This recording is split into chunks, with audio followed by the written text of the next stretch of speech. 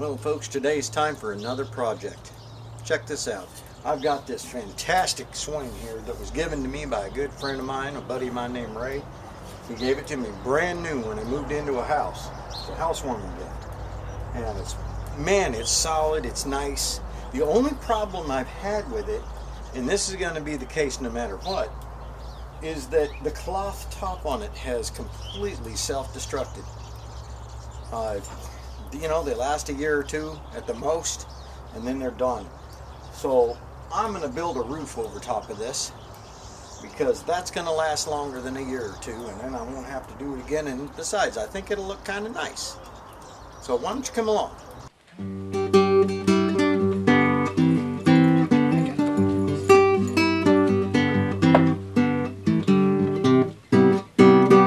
I went down to the hardware store to get some OSB for the top of the roof, and I was figuring it's about a 8 by 10 roof, roughly right in that neighborhood, and I was going to get a couple of 8-foot pieces.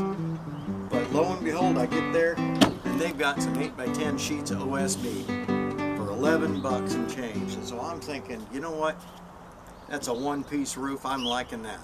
So the first thing we have to do is figure out the metal, because if you just arbitrarily make a roof and then you take your metal and you have to cut it to fit, you're going to end up with a lot more waste. But if you plan your roof size to go with the materials that you have, then you can be a whole lot more efficient. So let's start out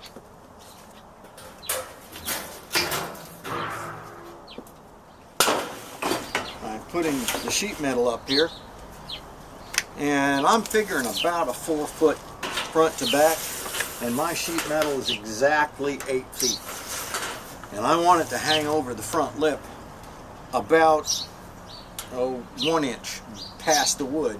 So I'm going to have to cut this down to 3 foot 11 inches. So I'm going to cut an inch off one side here. So what about the width though? Let's check that out. In order to figure out the width, we're going to have to cut our metal and see how it overlaps. So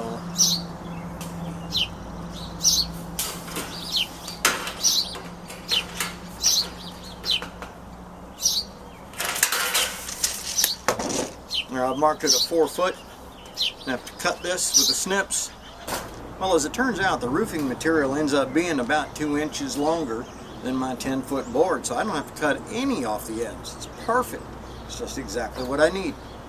So now I know the dimensions of my roof structure to build. I've got to build it for a 10-foot wide by 3 foot 11 inch depth. And the roofing material worked perfect.